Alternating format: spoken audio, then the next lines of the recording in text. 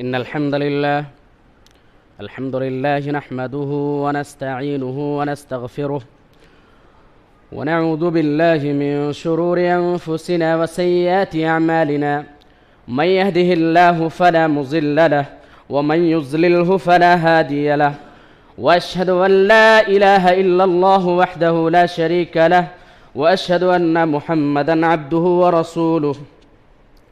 فإن خير الحديث كتاب الله، وخير الهدي هدي محمد صلى الله عليه وسلم، وشر الأمور محدثاتها، وكل محدثة بدعة، وكل بدعة ضلالة، وكل ضلالة في النار. أما بعد، أعوذ بالله من الشيطان الرجيم. يا أيها الذين آمنوا اتقوا الله حق تقاته ولا تموتن إلا وأنتم مسلمون.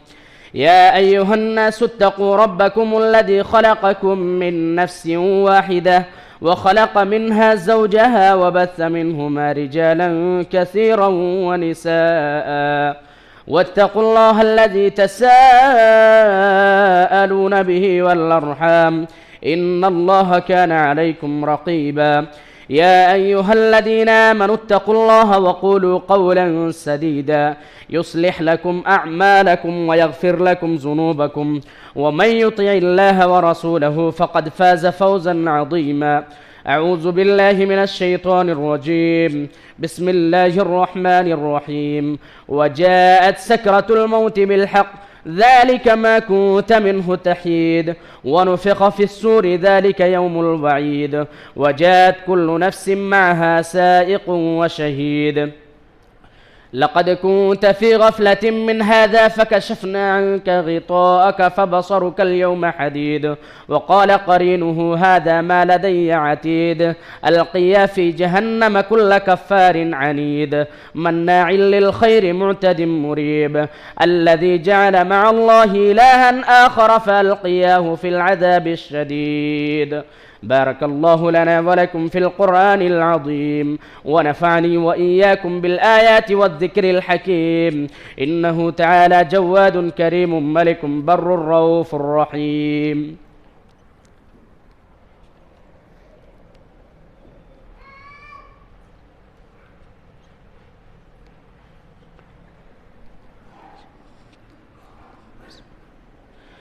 إن الحمد لله نحمده ونستعينه ونستغفره، ونعوذ بالله من شرور أنفسنا وسيئات أعمالنا. من يهده الله فلا مضل له، ومن يضلله فلا هادي له، وأشهد أن لا إله إلا الله وحده لا شريك له، وأشهد أن محمدا عبده ورسوله. أما بعد، أعوذ بالله من الشيطان الرجيم. بسم الله الرحمن الرحيم.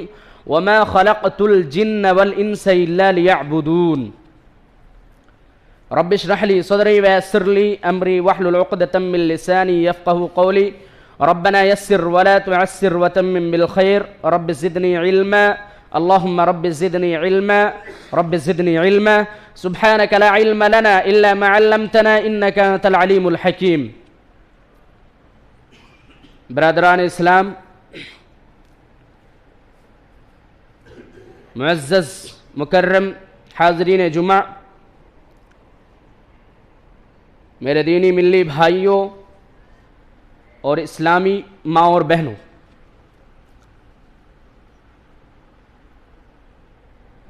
آج کا ہمارا خطبہ جمعہ ہے عبادت کے فوائد۔ عبادت کرنے سے ہمیں کیا کیا فائدے حاصل ہوتے ہیں، یہی آج کا ٹاپک ہے، موضوع ہے۔ سب سے پہلے حمد و ثنا، کبریائی، یکتائی، تنہائی، بادشاہی، شہنشاہی اور ہر قسم کی بڑائی اللہ وحدہ لا شریک کی ذات بابرکات کے لیے۔ درود و سلام سیدنا و سید الاولین والآخرین، امام الانبیاء والمرسلین، امام المجاہدین والمتقین، سید الثقلین، امام الحرمین والقبلتین، امامنا فی الدنیا و امامنا فی الآخرہ و امامنا فی الجنہ، کل کائنات کے سردار ہمارے اور آپ کے دلوں کے بہار جناب محمد الرسول اللہ صلی اللہ علیہ وسلم کے لیے بخشش اور رحمت کی دعا آل رسول، اہل بیت، صحابہ رسول، تابعین عظام، ائمہ کرام، اولیاء دین، محدثین رحمہم اللہ اجمعین کے لیے حمد و ثنا اور درود و سلام کے بعد چلیے ہم اپنے اصل ٹاپک کی طرف چلتے ہیں۔ میرے اسلامی ماؤں اور بہنوں، میرے بھائیوں، اللہ رب العالمین نے بنی نوع انسان کے لیے بے شمار ان گنت نعمتیں پیدا فرمائی ہیں۔ ساری دنیا کے انسان مل کر اس کو احاطۂ شمار میں نہیں لا سکتے۔ اللہ رب العزت نے قرآن کریم میں 2 جگہ پر اس مضمون کو بیان فرمایا ہے۔ پہلی جگہ سورہ ابراہیم آیت نمبر 34 کے اندر اللہ رب العالمین فرماتا ہے وَآتَاكُم مِّن كُلِّ مَا سَأَلْتُمُوهُ وَإِن تَعُدُّوا نِعْمَةَ اللَّهِ لَا تُحْصُوهَا، اسی نے تمہیں تمہاری منہ مانگی کل چیزوں میں سے دے رکھا ہے۔ اسی نے تمہیں یعنی اللہ رب العالمین ہی نے تمہیں تمہاری منہ مانگی کل چیزوں میں سے دے رکھا ہے۔ وَآتَاكُم مِّن كُلِّ مَا سَأَلْتُمُوهُ وَإِن تَعُدُّوا نِعْمَةَ اللَّهِ لَا تُحْصُوهَا، تو لوگو اگر تم اللہ کی نعمتوں کو گننا چاہو لا تحصوها تو نہیں گن سکتے۔ یہ اللہ رب العالمین کا ہی فرمان ہے۔ ان الانسان لظلوم کفار، بلا شبہ انسان بڑا ہی ناشکرا، بڑا ہی ظالم اور بڑا بے انصاف ہے۔ ان الانسان لظلوم کفار، انسان بڑا بے انصاف، بڑا ظالم اور بڑا ناشکرا ہے۔ اتنی ساری نعمتیں اللہ کی مل جاتی ہے پھر بھی وہ اللہ کا شکر ادا نہیں کرتا۔ دوسری جگہ اللہ رب العالمین نے سورہ نحل آیت نمبر 18 کے اندر ارشاد فرمایا ہے، فرماتا ہے وَإِن تَعُدُّوا نِعْمَةَ اللَّهِ لَا تُحْصُوهَا إِنَّ اللَّهَ لَغَفُورٌ رَحِيمٌ، لوگو تم اگر اللہ کی نعمتوں کو، جو نعمتیں اللہ نے تمہیں دے رکھی ہے، ان نعمتوں کو شمار کرنا چاہو تو شمار نہیں کر سکتے۔ ان اللہ لغفور رحیم، بے شک اللہ تبارک و تعالی بڑا بخشنے والا اور بڑا رحم کرنے والا ہے۔ میرے بھائیوں، اس دنیا میں یہ ٹھاٹھے مارتے ہوئے سمندر، یہ بہتے ہوئے دریا،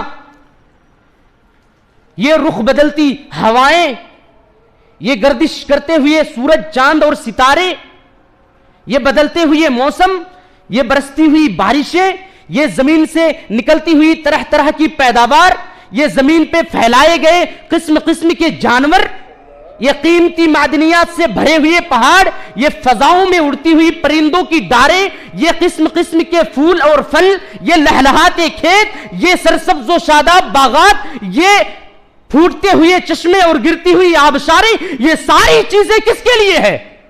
انسان کے لیے ہے۔ یہ ساری کی ساری چیزیں اللہ رب العالمین نے کس کے لیے پیدا فرمایا ہے؟ انسان کے لیے۔ کوئی دوسرے اس سے فائدہ نہیں اٹھاتے، صرف انسان ہی اس سے فائدہ اٹھا رہا ہے۔ اور انسان کس لیے ہے؟ انسان رب کائنات کی عبادت کے لیے ہے۔ دنیا کی ساری چیزیں انسان کے لیے، اور انسان کس لیے؟ انسان رب کائنات کی عبادت کے لیے۔ اللہ رب العالمین نے اسی بات کو سورہ زاریات آیت نمبر 56 کے اندر فرمایا ہے وَمَا خَلَقْتُ الْجِنَّ وَالْإِنسَ إِلَّا لِيَعْبُدُونَ، او لوگو سن لو، میں نے جنوں اور انسانوں کو صرف اپنی عبادت کے لیے پیدا کیا، إِلَّا لِيَعْبُدُونَ، انہیں میں نے پیدا نہیں کیا ہے مگر یہ کہ صرف وہ میری عبادت کریں۔ صرف اللہ رب العالمین کی عبادت کے لیے ہم سب کو پیدا کیا ہے، جنوں اور انسانوں کو اللہ رب العالمین نے وجود بخشا ہے۔ یہ دنیا کی ساری چیزیں آج اللہ رب العالمین کی حمد و ثنا بیان کرتی ہے، اللہ رب العالمین کی عبادت کرتی ہے، سوائے انسان کے۔ انسان ان نعمتوں سے فائدہ اٹھانے کے باوجود، ان ساری نعمتوں سے مستفید ہونے کے باوجود اللہ کا ایک بار بھی دن میں نام نہیں لیتا، دنیا کی ساری چیزیں اللہ کی عبادت کر رہی ہیں، اللہ کی حمد و ثنا بیان کر رہی ہے، یہ قرآن کا حکم ہے، قرآن کا فرمان ہے، لیکن انسان جس کے لیے دنیا کی یہ ساری چیزیں پیدا کی گئی ہے، یہ انسان اللہ کی عبادت نہیں کر رہا، یہ انسان بھولے سے بھی اللہ کو دن میں ایک بار اللہ کا شکر ادا نہیں کرا، اسی لیے اللہ نے کہا ان الانسان لظلوم کفار، بلا شبہ انسان بڑا بے انصاف، بڑا ناشکرا ہے، اتنی ساری چیزیں دے دی، اتنی ساری نعمتیں دے دی، لیکن کبھی اس کی زبان سے اللہ کے لیے ایک شکر کے الفاظ بھی نہیں نکلتے۔ چلیے ذرا جان لیتے ہیں کہ عبادت کسے کہتے ہیں۔ انسان کو عبادت کے لیے پیدا کیا گیا ہے نا، عبادت کیا چیز ہے اسے جان لیتے ہیں۔ عبادت کا مفہوم یہ ہے کہ اللہ تبارک و تعالیٰ کو خالق مالک مانتے ہوئے کائنات کی ہر چیز میں تصرف کرنے والا، یعنی صرف اسی کا حکم چل رہا ہے کائنات کی ہر چیز میں، کائنات کی ہر چیز میں تصرف کرنے والا تسلیم کرتے ہوئے اس کی بارگاہ میں عاجزی و انکساری اختیار کرنا اور اس کی تعظیم بجا لانا، یہ عبادت ہے، یہی عبادت کی تعریف ہے۔ اللہ تبارک و تعالیٰ کو خالق مالک قادر مانتے ہوئے کائنات کی ہر چیز میں اسی کا حکم چل رہا ہے، یہی تصرف کرنے والا تسلیم کرتے ہوئے اس کی بارگاہ میں عاجزی انکساری اختیار کرنا، اپنے آپ کو چھوٹا سمجھ لینا اور اس کی تعظیم بجا لانا، اس کو بڑا سمجھنا، یہی کیا ہے؟ در حقیقت عبادت ہے۔ عبادت کے وسیع مفہوم کے اعتبار سے تو پورا دین اللہ تبارک و تعالیٰ کی عبادت ہے، لیکن پورے دین میں سے سب سے اہم عبادت وہ ہے جو اسلام کا رکن ہے، جسے اسلام کا رکن کہا گیا ہے، یعنی نماز، روزہ، حج، زکوٰۃ وغیرہ۔ اور ان تمام عبادتوں میں سب سے اہم عبادت 5 وقت کی نماز ہے، 5 وقت کی نماز ہے، جو ایک مسلمان ہونے کی علامت اور پہچان ہے، یہ سب سے اہم عبادت ہے، یعنی نماز یہ سب سے اہم عبادت ہے۔ میرے بھائیو، اگر ایک انسان پوری زندگی محو عبادت رہے، اپنی اللہ رب العالمین نہ کھائے پیے بلکہ اللہ رب العالمین دنیا کی ساری مشغولیت کو چھوڑ کر صرف اللہ رب العالمین کی عبادت کرتا رہے، فرضی اور نفلی عبادات بجا لاتا رہے، پھر بھی وہ اللہ کی بے شمار نعمتوں میں سے کسی ایک نعمت کا شکر ادا نہیں کر سکتا یا کسی ایک نعمت کا احسان اتار نہیں سکتا۔ چلیے اس سلسلے میں ایک روایت دیکھ لیتے ہیں۔ امام حاکم رحمۃ اللہ علیہ نے اس روایت کو نقل کیا ہے۔ حضرت جابر رضی اللہ تعالیٰ نبی کریم صلی اللہ علیہ وسلم کے واسطے سے روایت کرتے ہیں کہ حضرت جبریل علیہ السلام نے آپ صلی اللہ علیہ وسلم کو بتایا کہ یہ اسرائیلی روایت ہے، بنی اسرائیل میں ایک عابد نے عبادت گزار بندے نے 500 برس تک ایک چٹان پر، سمندر کے بیچ میں ایک چٹان پر 500 برس تک اللہ کی عبادت کی۔ کتنی؟ 500 برس تک اللہ کی عبادت کی، سمندر کے بیچ میں ایک چٹان پر۔ مقصد یہ ہے کہ ایک دم یکسو ہو کر، دنیا سے کٹ کر کے، دنیا کے سارے جھمیلوں سے چھٹکارا لے کر صرف اس نے 500 برس تک اللہ کی عبادت کی۔ اس نے اللہ تعالیٰ سے یہ بھی دعا کی کہ اے اللہ رب العالمین مجھے سجدے کی حالت میں اپنے پاس بلانا۔ کیا ہے؟ 500 برس عبادت کی اور اللہ سے یہ بھی دعا کی کہ اللہ تبارک و تعالی مجھے سجدے کی حالت میں اپنے پاس بلانا۔ حضرت جبرائیل علیہ السلام کہتے ہیں کہ کل قیامت کے دن جب وہ اللہ کے حضور میں پیش ہوگا تو اللہ رب العالمین اس کے تعلق سے فرشتوں کو حکم دے گا کہ میرے اس بندے کو میرے رحم و کرم سے، میرے فضل و کرم سے جنت کے اندر داخل کر دو۔ کیا کہے گا اللہ تبارک و تعالی فرشتوں سے؟ کہ میرے اس بندے کو میرے رحم و کرم سے، اپنے فضل و کرم سے، میری رحمت سے اسے جنت کے اندر داخل کر دو۔ وہ بندہ کہے گا اے اللہ رب العالمین تیرے فضل و کرم سے میں جنت میں جاؤں؟ یہ میں نے 500 سال کی عبادت کس لیے کی ہے؟ یہ تو جنت پانے کے لیے ہی نہ کی ہے میں نے تیری عبادت، 500 سال کی عبادت۔ مجھے میری نیکیوں کے بدلے میں، مجھے میری عبادات کے بدلے میں مجھے جنت کے اندر داخل کیجئے۔ کیا کہے گا؟ کہ اللہ تبارک و تعالی میں نے 500 سال جو عبادت کی ہے آپ کی، وہ صرف اس جنت کو پانے کے لیے کی ہے، تو میری عبادت کے بدلے میں مجھے جنت کے اندر داخل کیجئے تاکہ میرے محنت کا میں نے جو محنت کیا ہے دنیا کے اندر اس کا صلہ مل جائے. تو اللہ رب العالمین سے وہ بندہ 3 بار یہ عرض کرے گا, 3 بار اس بات کو دہرائے گا کہ مجھے میری اعمال, میری عبادات کی وجہ سے جنت کے اندر داخل کیجئے, اپنے فضل و کرم کی بنیاد پر نہیں. اللہ تبارک و تعالیٰ فرشتوں کو حکم دے گا کہ میرے اس بندے کے اعمال کو میری ان نعمتوں سے تولو جو میں نے اسے دنیا کے اندر دی تھی, عطا کی تھی. فرشتے ان کی عبادت کو ان نعمتوں سے تولیں گے جو اللہ تبارک و تعالیٰ نے انہیں نعمتیں دی تھی.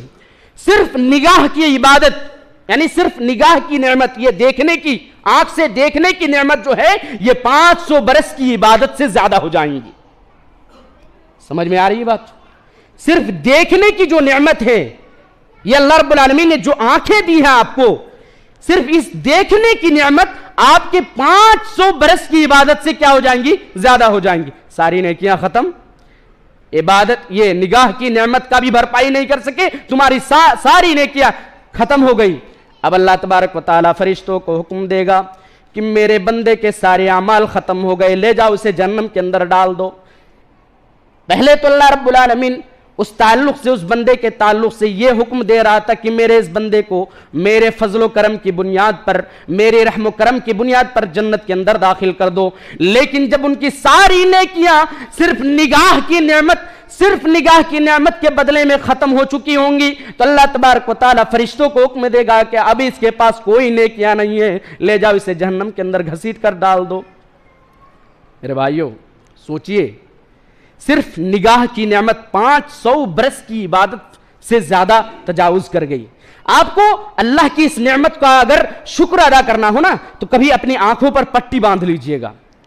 پٹی باندھ کر کے آپ زیادہ نہیں 100 قدم چل کر کے دیکھیے گا, اگر آپ کی زبان سے اللہ کی اس نعمت کے بارے میں شکریہ کلمات نہیں نکلتے تو آپ ایک مسلمان ہو ہی نہیں سکتے.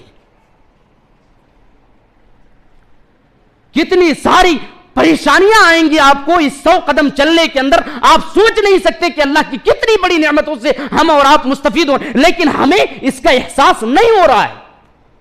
صرف ایک نعمت 500 برس کی عبادت کھا جائیں گی. اللہ تبارک و تعالیٰ میرے اس بندے کو جہنم کے اندر ڈال دو, وہ اللہ تبارک و تعالیٰ سے گڑ گڑانے لگے گا, اے اللہ مجھے معاف کر دے, مجھے بخش دے, میں نے تیری رحم و کرم کو پہچانا نہیں, میں نے تیری رحمت کو جانا نہیں, اے اللہ مجھے اپنی رحمت سے تو اپنے جنت کے اندر مجھے داخل کر دے. چنانچہ اللہ رب العالمین ارحم الراحمین ہے, اس بندے کی فریاد کو سنے گا اور پھر فرشتوں کو حکم دے گا کہ اس بندے کو میرے فضل و کرم کی بنیاد پر جنت کے اندر داخل کرو. سوچئے میرے بھائیوں, ہم اور آپ اللہ کی کتنی ساری نعمتوں سے مستفید ہو رہے. کبھی ہم نے اللہ کے لیے ایک شکریہ کے کلمات نکالے, کبھی ہم نے اللہ کے لیے شکریہ کے طور پر 2 رکعت نماز ادا کیے؟ نہیں. یہ ہماری کم ایمانی, کم ظرفی ہے. خیر جو بھی ہو, اللہ رحم الرحمین اتنا رحیم ہے, اتنا کریم ہے, وہ اپنی بندوں کی عبادتوں کی اتنی زیادہ قدر کرتا ہے کہ صرف نعمتیں ہی نہیں دیتا بلکہ برکت اور نوازشوں اور بخششوں کی بوچھار کر دیتا ہے. چلیے جان لیتے ہیں کہ عبادت سے ہمیں کون کون سے فائدے حاصل ہوں گے, عبادت کے سلسلے میں ہمیں کون کون سے فوائد حاصل ہوں گے. نمبر 1, اگر ہم اللہ کی عبادت کریں گے تو ہمیں اللہ تبارک و تعالیٰ کا قرب اور اس کی محبت حاصل ہوں گی. دلیل صحیح بخاری کتاب الرقاق کے اندر حضرت ابو ہریرہ رضی اللہ تعالیٰ عنہ راوی حدیث ہے, کہتے ہیں نبی علیہ الصلوۃ والسلام نے فرمایا کہ اللہ تبارک و تعالیٰ فرماتے ہیں, مطلب حدیث قدسی ہے, کیا فرماتے ہیں کہ میرا بندہ کسی اور طریقے سے میرا اتنا قرب حاصل نہیں کر سکتا جتنا میرے فرائض کی ادائیگی سے حاصل کر سکتا ہے. یعنی جو عبادتیں میں نے میرے بندوں پر فرض کیا ہے, ان عبادتوں کو ادا کر کے جتنا وہ میرا قریب ہو سکتا ہے, کسی اور ذریعے سے وہ اتنا قریب حاصل یا اتنا قرب حاصل نہیں کر سکتا. اور نبی علیہ الصلوۃ والسلام کہتے ہیں کہ اللہ رب العالمین فرماتے ہیں کہ اگر میرا بندہ میری فرائض عبادت جو میں نے عبادت ان کے اوپر فرض کی ہے ان عبادتوں کے ساتھ ساتھ نفلی عبادات کے ذریعے بھی میری محبت میری قربت حاصل کرنا چاہتا ہے, مجھ سے مزید قریب ہونا چاہتا ہے, تو میں اسے محبت کرنے لگتا ہوں. معلوم ہوا اس روایت سے, صحیح بخاری کی اس روایت سے, کہ فرض عبادت کی ادائیگی سے اللہ تبارک و تعالیٰ کا قربت حاصل ہوتا ہے اور نفلی عبادت کرنے سے اللہ کی محبت حاصل ہوتی ہے. یہ عبادت کا سب سے پہلا فائدہ ہے. دوسرا فائدہ, عبادت کرنے کی وجہ سے اللہ کے رسول صلی اللہ علیہ وسلم کی رفاقت حاصل ہوں گی. کہاں؟ جنت کے اندر. ہمارے اور آپ کے دل میں جب صحابہ کرام کے بارے میں ہم پڑھتے ہیں تو یہ خواہش پیدا ہوتی ہے نا کہ کاش ہم اللہ کے رسول کے زمانے میں پیدا ہوئے ہوتے تو ہمیں بھی ایمان کی دولت نصیب ہوتی, ہم بھی صحابہ کرام کہلاتے, صحابہ کرام کے زمروں میں شامل ہو جاتے, ہم بھی پیارے نبی صلی اللہ علیہ وسلم کی زیارت کرتے.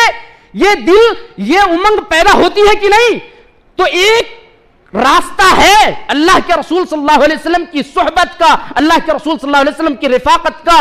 اس راستے پر اگر عمل کرو گے تو انشاءاللہ کل قیامت کے دن اللہ کے رسول صلی اللہ علیہ وسلم کی رفاقت حاصل ہوگی. صحیح مسلم کی روایت ہے, کتاب الصلاح کے اندر امام مسلم رحمۃ اللہ علیہ نے اس حدیث کو روایت کیا. حضرت ربیعہ بن کعب الاسلمی رضی اللہ تعالیٰ عنہ راوی حدیث ہے, کہتے ہیں نبی کریم صلی اللہ علیہ وسلم کی خدمت کے لیے میں رات بھر اللہ کے رسول صلی اللہ علیہ وسلم کے پاس مستعد رہتا, تیار رہتا تھا, کھڑا رہتا تھا. میں نبی علیہ السلام کی خدمت کے لیے رات بھر اللہ کے رسول صلی اللہ علیہ وسلم کے پاس مستعد رہتا تھا. یعنی آپ کی ضرورت کی چیزیں لاتا, جیسے وضو کا پانی لاتا, آپ کے لیے مسواک لاتا, آپ کی چھڑی لاتا جس کو آپ ہمیشہ اپنے ساتھ رکھتے تھے. یہ ساری چیزیں میں آپ کے لیے. ایک دن نبی علیہ السلام مجھ سے خوش ہوئے.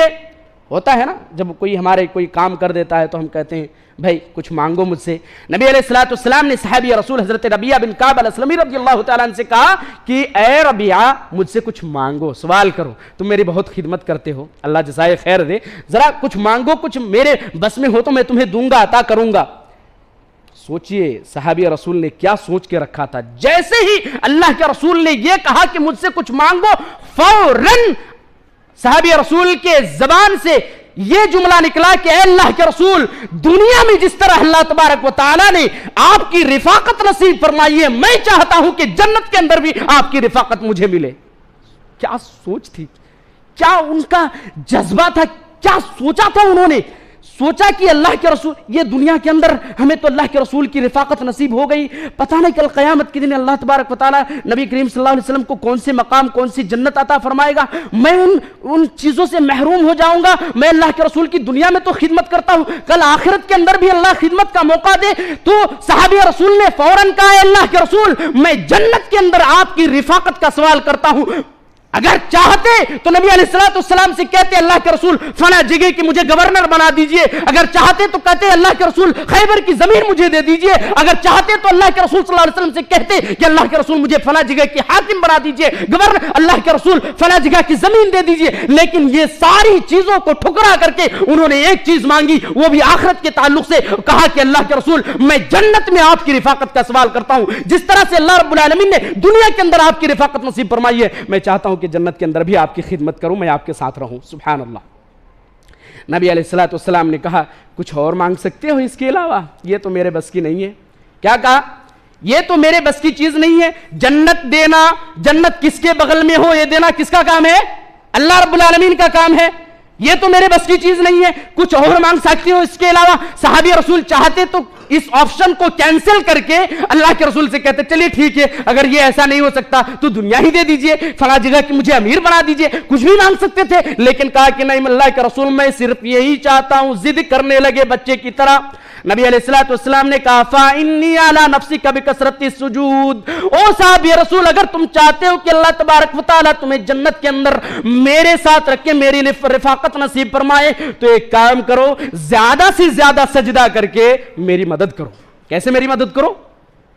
تم زیادہ سے زیادہ سجدہ کر کے, زیادہ سے زیادہ عبادت کر کے, زیادہ سے زیادہ نوافل ادا کر کے تم اپنے آپ کو اس لائق بناؤ کہ میں تمہارے حق میں کل قیامت کے دن سفارش کر سکوں اللہ تعالیٰ سے کہ اللہ رب العالمین اس بندے کو یہ جو عبادت انہوں نے کیا ہے دنیا کے اندر, اس عبادت کے بدلے میری رفاقت نصیب فرما. تو یہ عبادت کا دوسرا فائدہ ہے. ہم اور آپ اگر چاہیں تو اللہ رب العالمین سے اللہ کے رسول صلی اللہ علیہ وسلم کی رفاقت طلب کر سکتے ہیں اللہ کی عبادت کر کے. یہ عبادت کا دوسرا فائدہ. عبادت کرنے سے گناہ معاف ہوتے ہیں. تیسرا فائدہ، اللہ رب العالمین نے سورہ ہود آیت نمبر 114 کے اندر فرمایا ہے وَأَقِمِ الصَّلَاةَ طَرَفَيِ النَّهَارِ وَزُلَفًا مِّنَ اللَّيْلِ إِنَّ الْحَسَنَاتِ يُذْهِبْنَ السَّيِّئَاتِ ذَلِكَ ذِكْرَىٰ لِلذَّاكِرِينَ. اللہ رب العالمین فرماتا ہے کہ لوگوں دن کے دونوں کناروں پر اور رات کے کچھ حصے میں نماز قائم کرو. میں نے کہا نا کہ نماز اللہ کی سب سے عظیم عبادت ہے. سب سے عظیم عبادت کون سی ہے؟ نماز ہے. تو اللہ نے کیا حکم دیا کہ لوگوں دن کے دونوں کناروں پر اور رات کے کچھ حصے میں نماز ادا کرو. مفسرین نے اس کی تفسیر بیان کرتے ہوئے کہا ہے کہ دن کے دونوں کناروں سے مراد پہلا کنارہ یعنی فجر کی نماز ہے، پہلے فجر کی نماز، پھر بعد میں دوسرے کنارے پر ظہر اور عصر کی نماز ہے. وَزُلَفًا مِّنَ اللَّيْلِ اور رات کے کچھ حصے میں سے مراد مغرب کی نماز اور عشاء کی نماز ہے. 5 نمازیں آ گئیں. کہا اللہ نے کہ وَأَقِمِ الصَّلَاةَ طَرَفَيِ النَّهَارِ وَزُلَفًا مِّنَ اللَّيْلِ لوگوں نماز ادا کرو دن کے دونوں کناروں پر اور رات کے کچھ حصے میں. إِنَّ الْحَسَنَاتِ يُذْهِبْنَ السَّيِّئَاتِ بلا شبہ یہ نیکیاں برائیوں کو ختم کر دیتی ہے، دور کر دیتی ہے. ذَلِكَ ذِكْرَىٰ لِلذَّاكِرِينَ یہ اللہ رب العالمین کی طرف سے نصیحت ہے، نصیحت حاصل کرنے والوں کے لیے. جو لوگ نصیحت حاصل کرنا چاہتا ہے یہ اللہ رب العالمین کی طرف سے ایک نصیحت ہے. اس آیت کی تفسیر میں اگر آپ دیکھیں گے تو ایک صحابی رسول کا واقعہ ملے گا. ذرا میں مختصر بیان کر دیتا ہوں. ابو الیسر نامی ایک صحابی رسول تھے. ایک دن ایک عورت اس کے پاس کھجور خریدنے کے لیے آئی. انہوں نے کہا کہ میرے یہاں پہ جو کھجور رکھا ہوا ہے اس سے بہترین کھجور میرے گھر میں ہے، ذرا گھر چلو.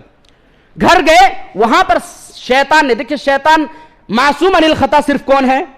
انبیاء کرام ہیں. باقی تمام صحابہ کرام بھی معصوم عن الخطا نہیں تھے، لیکن اللہ رب العالمین نے ان کو سرٹیفکیٹ دیا ہوا ہے کہ ان سے اللہ راضی، اللہ ان سے راضی ہے نا.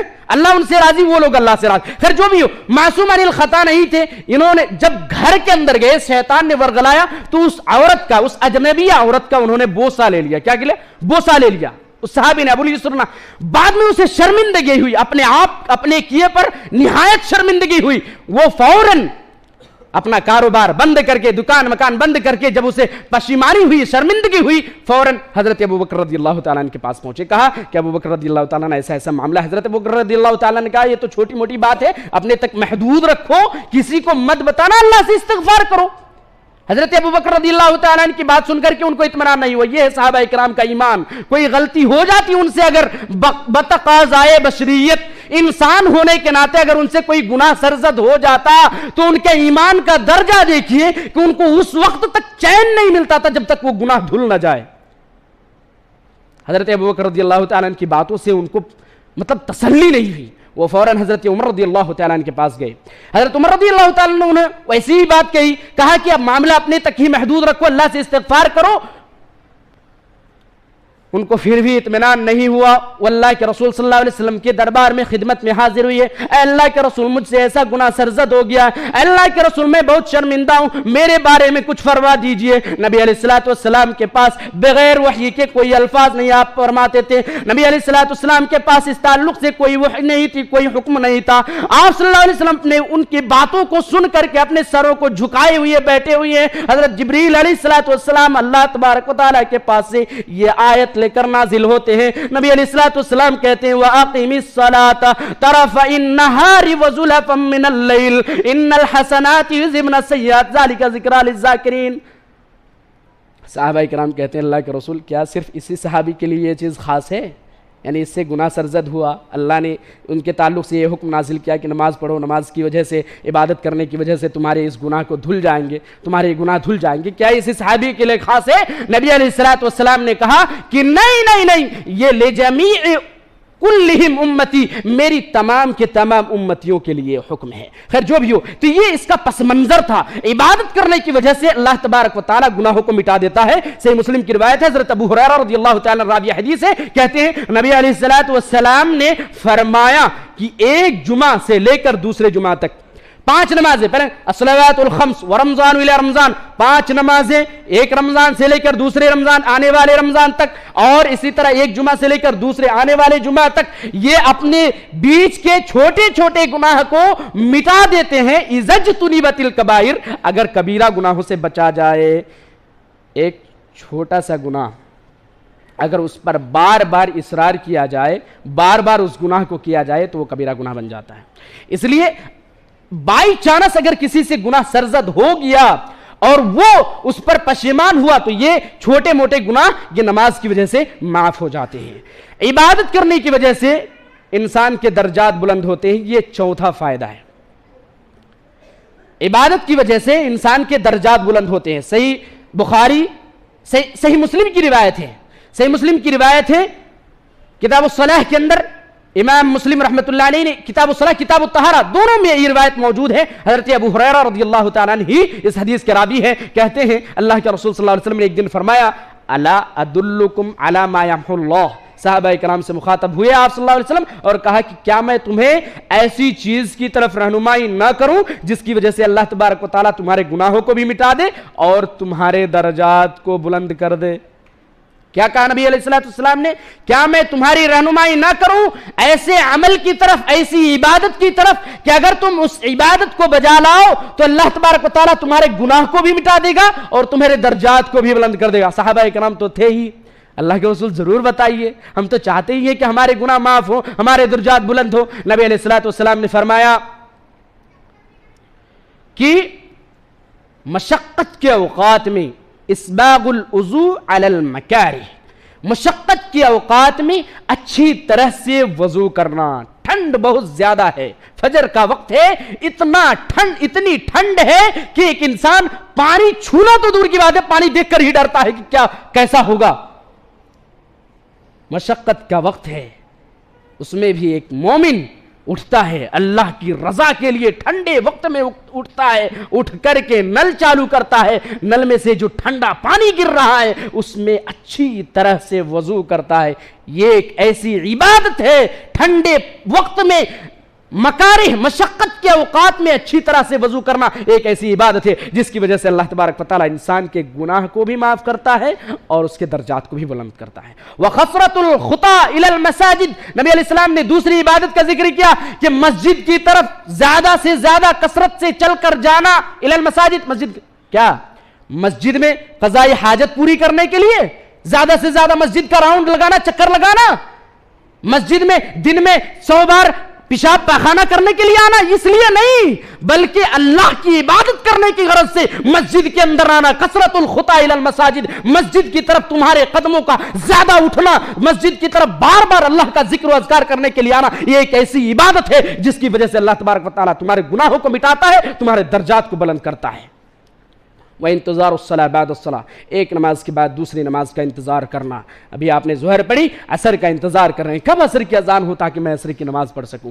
یہ ایک ایسا عمل ہے، یہ ایک ایسی عبادت ہے جس کی وجہ سے اللہ رب العالمین آپ کے گناہوں کو بھی معاف کرتا ہے، آپ کے درجات کو بلند. نبی علیہ الصلوۃ والسلام نے ان تینوں عبادت کا ذکر کرنے اور فائدہ ذکر، 2 فائدے ذکر کیے، 3 عبادت ذکر کیے، ایک مزید فائدہ آپ نے ذکر فرمایا، فذالکم الرباط فذالکم الرباط فذالکم الرباط. یہ تمہارا شیطان کے خلاف مورچہ بندی ہے، یہ شیطان کے خلاف تمہارا مورچہ بندی ہے، یہ شیطان کے خلاف تمہارا مورچہ بندی ہے. کیا مطلب ہے؟ ان عمل کے کرنے کی وجہ سے تم شیطان کی وجہ سے، شیطان کی شر سے کیا ہو جاتے ہو؟ محفوظ ہو جاتے ہو، بچ جاتے ہو. حافظ ابن رجب رحمۃ اللہ علیہ نے کہا ہے کہ ٹھنڈی کے اوقات میں ٹھنڈ پانی سے وضو کرنا یہ ایمان کی اعلیٰ خصلت میں سے ہے. میرے بھائیوں، ٹھنڈی کا موسم ہے، اللہ کی رضا حاصل کرنا چاہتے ہیں، اپنے گناہ کو بخشوانا چاہتے ہیں، اپنے آپ کو اللہ کے نزدیک اونچے مقام پر اپنے آپ کا درجہ بلند کرنا چاہتے ہیں، تو اللہ کے واسطے وضو کیجئے ٹھنڈے پانی سے زیادہ مسجد کی طرف آئیے عبادت کی غرض سے اور نماز کا انتظار کیجئے. یہ عبادت کا چوتھا فائدہ ہے کہ درجات بلند ہوتی ہے۔ پانچواں فائدہ، عبادت کرنے سے اللہ تبارک و تعالی فقر و فاقہ کو یعنی غربت کو دور کر دیتا ہے۔ عبادت کرنے کی وجہ سے اللہ تعالی فقر و فاقہ یعنی غربت کو دور کر دیتا ہے۔ سنن ابن ماجہ، سنن ترمذی دونوں کے اندر یہ روایت موجود ہے۔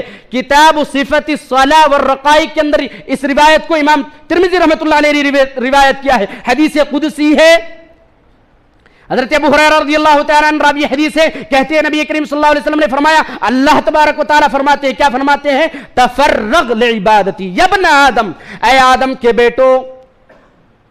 اللہ تبارک و تعالیٰ ڈائریکٹ انسانوں سے مخاطب ہے، کہہ رہے ہیں کہ اے ابن آدم تفرغ لعبادتی، اے آدم کے بیٹو، اے آدم کی اولاد سنو، تفرغ لعبادتی، میری عبادت کے لیے فراغت حاصل کرو، وقت نکالا کرو، میری عبادت کرنے کے لیے وقت نکالا کرو۔ کیوں؟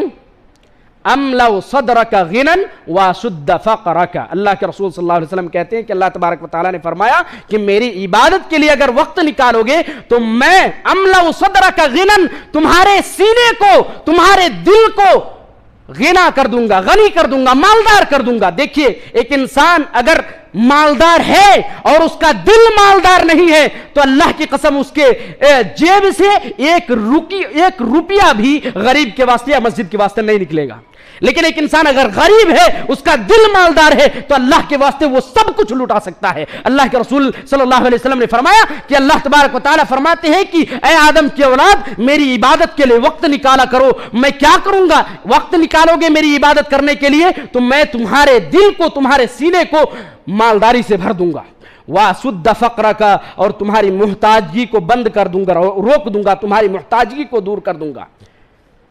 وَإِلَّا تَفْعَلْ، اور اگر تم میری عبادت کے لیے وقت نہیں نکالو گے، وقت نکال کر میری عبادت نہیں کرو گے، مَلَأْتُ يَدَكَ شُغْلًا، تو تمہارے ہاتھوں کو میں مشغولیت سے بھر دوں گا، تمہارے اوپر مشغولیت ڈال دوں گا، اتنا تمہارے کاموں میں اتنا الجھا دوں گا، تمہیں فرصت ہی نہیں ملے گی۔ آج ہماری زندگی کچھ ایسی ہی چل رہی ہے۔ اللہ تبارک و تعالیٰ سے ہم دور ہو گئے، ہم نے اللہ کے لیے، اللہ کی عبادت کرنے کے لیے ہم نے وقت نہیں نکالا، تو ہماری زندگی کو اللہ نے تنگ کر دیا ہے، ہمیں اتنے الجھا دیا ہے ہماری زندگی کے اندر، ہمیں لگتا ہے ہمیں تو نماز پڑھنے کے لیے وقت ہی نہیں مل رہا ہے۔ جب وقت نہیں نکالو گے رب العالمین کی عبادت کے لیے تو اللہ تعالیٰ تمہارے اوقات کو مشغول کر دے گا۔ وَلَمْ أَسُدَّ فَقْرَكَ، اور میں تمہاری محتاجگی کو دور نہیں کروں گا۔ تمہیں ہر وقت لگے گا کہ میں غریب ہوں، میرے جیب میں روپے پیسے نہیں ہیں، میرے کھانے پینے کے لالے پڑے ہوئے، تمہیں ہر وقت ایسا محسوس ہو۔ کیوں ایسا محسوس ہوگا؟ کیونکہ تم نے اللہ کی عبادت کے لیے وقت نہیں نکالا۔ سبحان اللہ، اللہ اکبر۔ آج ہم سوچتے ہیں کہ اگر ہم نماز کے لیے، جمعہ کے لیے، درس و دروس کے لیے دکان، مکان، کارخانہ، مزدوری بند کر دیں گے تو ہمارے نفع کم ہو جائیں گے، ہم نقصان میں پڑ جائیں، ہمارے گراہک دوسرے کے اندر چلے جائیں گے، دوسرے دکان میں چلے جائیں گے۔ وہ بھائی کبھی کبھی اللہ کی آزمائش بھی ہوتی ہے۔ بعض لوگوں سے میں نے کہتے ہوئے سنا ہے، کہتے ہیں کہ جب وہ مولوی صاحب اذان ہوتی ہے نا، جب اذان ہوتی ہے تو گراہک دکان میں زیادہ آتے ہیں۔ یہ تمہاری آزمائش کے لیے بھی ہو سکتی ہے۔ اللہ رب العالمین نے بنی اسرائیل کو آزمایا تھا کہ نہیں؟ سنیچر کے دن مچھلی مارنے سے منع کیا تھا، لیکن سنیچر کے دن مچھلیاں اچھل کر آتی تھی، بڑی بڑی مچھلیاں ایک دم بالکل کنارے آ کر کے بیٹھی رہتی تھی۔ ان کو اللہ نے منع کیا تھا۔ منع ہو سکتا ہے اللہ رب العالمین تمہیں آزمانے کے لیے، تمہاری ایمان کی آزمائش کے لیے تمہارے دکان پر گراہک کو بھیج رہا ہے، سمجھ نہیں پا رہے ہو؟ ایسا ہو سکتا ہے کہ نہیں؟ تو اس لیے میرے بھائیو، اللہ کی عبادت کے لیے وقت نکالیے۔ اللہ رب العالمین جو کائنات کا رازق ہے، رزق دینے والا مالک، اعلان کر رہا ہے کہ اگر تم میری عبادت کے لیے وقت نکالو گے تو میں تمہاری محتاجگی کو دور کر دوں گا اور تمہاری روزی میں برکت عطا کروں گا۔ عبادت کا ایک آخری فائدہ میں ذکر کر دوں، 10 فائدے تھے لیکن میں صرف 6 پر اکتفا کر رہا ہوں، انشاءاللہ موقع ملے تو ضرور بتاؤں گا۔ عبادت کا ایک آخری فائدہ یہ ہے جو ہمارے ماں اور بہنوں کے لیے ہے۔ اگر آپ اللہ کی عبادت کریں گے تو اللہ رب العالمین آخرت میں آپ کو حسن و جمال اور زیورات نصیب فرمائے گا۔ دنیا کے اندر میری مائیں اور بہنیں چاہتی ہیں کہ بہت زیادہ خوبصورت نظر آئے، بہت زیادہ ان کے پاس ہیرے جواہرات ہو، زیورات ہو. اگر آپ اللہ کی عبادت کریں گے تو اللہ رب العالمین کل قیامت کے دن یہ ساری چیزیں آپ کو دے دے گا. صحیح مسلم کی روایت ہے، حضرت ابو ہریرہ رضی اللہ تعالیٰ عنہ راوی حدیث ہے، کہتے ہیں نبی علیہ الصلوۃ والسلام نے فرمایا کہ میری امت کو کل قیامت کے دن بلایا جائے گا تو ان کے اعضائے وجود چمک رہے ہوں گے، ان کے حسن و جمال میں اضافہ ہو جائے گا، ان کے اعضائے وجود چمک رہے ہوں گے. اللہ کے رسول کہتے ہیں کہ جو شخص یہ چاہتا ہو کہ ان کے اعضائے وجود زیادہ سے زیادہ چمکے، وہ چاہتا ہو کہ اس کے حسن و جمال میں زیادتی ہو، نکھار آئے، اسے چاہیے کہ زیادہ سے زیادہ وضو کرے. یہ وضو اللہ کی عبادت ہے. باوضو رہنا ایک انسان کا یہ اللہ کی عبادت ہے. سمجھ رہے ہیں؟ تو زیادہ سے زیادہ باوضو رہنا یا وضو کرنا یہ اللہ رب العالمین کے نزدیک ایسی عبادت ہے جس کی وجہ سے کل قیامت کے دن آپ کے حسن و جمال میں اضافہ ہوں گے. حضرت ابو ہریرہ رضی اللہ تعالیٰ عنہ جب سے اس حدیث کو نبی علیہ الصلوۃ والسلام سے سنا، وہ کیا کرتے تھے وضو کرتے وقت؟ یہاں سے دھلنے کا حکم ہے نا، کہنیوں سے، وہ یہاں سے دھلا کرتے تھے. پاؤں کو ٹخنے سے تک دھلنے کا حکم ہے نا، وہ یہاں سے پنڈلیوں تک دھلا کرتے تھے، صرف اس وجہ سے کہ کل قیامت کے دن وہ زیادہ سے زیادہ حسین نظر آئے، اس کے اعضائے وجود زیادہ سے زیادہ چمکے. تو یہ تھا ان کا ایمانی جذبہ. میری ماں اور بہنوں، اللہ تبارک و تعالیٰ کے رسول صلی اللہ علیہ وسلم، حضرت ابو ہریرہ رضی اللہ تعالیٰ عنہ اس حدیث کے بھی راوی ہے، کہتے ہیں نبی علیہ الصلوۃ والسلام نے فرمایا تبلغ الحلیۃ من المؤمن حیث یبلغ الوضوء، کہ کل ایک مومنہ کو وہاں تک زیورات سے مزین کیا جائے گا جہاں تک اس کے وضو کے پانی پہنچتے تھے. آپ کو وہاں تک زیور پہنایا جائے گا جہاں تک آپ وضو کرتے ہیں، جہاں تک آپ کا وضو کا پانی پہنچتا ہے. کتنی عظیم الشان عبادت ہے، کتنی اہم عبادت ہے باوضو رہنا یا اللہ کی عبادت کرنے کے لیے وضو کرنا، کہ اللہ تبارک و تعالیٰ ان اعضائے وضو کو چمکا دے گا، حسن و جمال میں اضافہ کر دے گا، اور سب سے بڑی بات یہ ہے کہ زیورات سے مزین کر دے گا. اللہ تبارک و تعالیٰ سے دعا ہے کہ اللہ رب العالمین ہمیں زیادہ سے زیادہ عبادت کرنے کی توفیق عطا فرمائے. اللہ رب العالمین دیکھیے، عبادت کے تمام فوائد کب حاصل ہوں گے؟ جب عبادت قرآن و سنت کے مطابق ہوں گے. 20 رکعت 40 رکعت 50 رکعت پڑھنے سے نہیں. عبادت جب قرآن و سنت کے مطابق ہو، حدیث کے مطابق ہو، تب جا کے عبادت قبول ہوں گی. اللہ کے رسول صلی اللہ علیہ وسلم شریعت اسلامیہ میں سب سے اہم عبادت کون سی ہے؟ نماز ہے نا. نماز کے تعلق سے نبی علیہ الصلوۃ والسلام کا کیا حکم ہے؟ صلو کما رأیتمونی اصلی، میرے بندو، اللہ کے بندو، کہ تم نماز اسی طرح سے پڑھو جس طرح سے تم نے مجھے پڑھتے ہوئے دیکھا. یعنی میری سنت کے مطابق، میرے طریقے کے مطابق نماز پڑھو، تب تمہیں عبادت کی حج ایک عظیم الشان عبادت ہے، اسلام کا ایک اہم رکن ہے. نبی علیہ الصلوۃ والسلام حج کے بارے میں فرماتے ہیں خذوا عنی مناسککم، لوگوں مجھ سے حج کے طریقے سیکھ لو. غرض یہ کہ جتنے بھی عمل صالح ہے، جتنی بھی عبادات ہیں، تب قبول ہوں گے جب قرآن و سنت کے مطابق ہوں گے. ورنہ کل قیامت کے دن عاملۃ ناصبہ، عمل کر کر کے تھک چکے ہوں گے. کچھ لوگ دنیا کے اندر اللہ کی عبادت کر کر کے تھک چکے ہوں گے، کل قیامت کے دن وہ اللہ کے حضور حاضر ہوں گے. اللہ تبارک و تعالیٰ فرماتے ہیں تسلا نارا حامیہ، دنیا بھر میں اتنی عبادت کی ہوں گی کہ وہ تھک چکے ہوں گے، لیکن ان کی عبادت، تھکاوٹ والی عبادت کے باوجود تسلا نارا حامیہ، جہنم کے اندر داخل ہوں گے. کیوں جہنم کے اندر داخل ہوں گے؟ کیونکہ ان کی عبادت قرآن و سنت کے مطابق نہیں تھے، بلکہ اپنی من گڑت، نہیں ایجاد کردہ بدعات کے مطابق تھے. اس لیے اللہ سے دعا کیجئے کہ اللہ رب العالمین زیادہ سے زیادہ عبادت کرنے کی توفیق دے، لیکن کس کے مطابق؟ قرآن و سنت کے مطابق. قرآن و سنت کے مطابق اللہ تبارک و تعالی ہمیں زیادہ سے زیادہ عبادت کرنے کی توفیق عطا فرمائے. آمین. وآخر دعوانا الحمدللہ رب العالمین. ان اللہ ملائکتہ یصلون علی النبی یا ایھا الذین آمنوا صلوا علیہ وسلموا تسلیما. اللهم صل علی محمد وعلى آل محمد كما صليت على ابراہیم وعلى آل ابراہیم انك حمید مجید. اللهم بارک علی محمد وعلى آل محمد كما باركت على ابراہیم وعلى آل ابراہیم انك حمید مجید. عباد اللہ رحمكم اللہ، ان اللہ یأمر بالعدل والإحسان وإیتاء ذی القربى وینہی عن الفحشاء والمنکر والبغی یعظکم لعلکم تذکرون. اذکروا اللہ یذکرکم وادعوہ یستجب لکم ولذکر اللہ تعالی اعلی وعز وجل وهم اکبر. الصلاة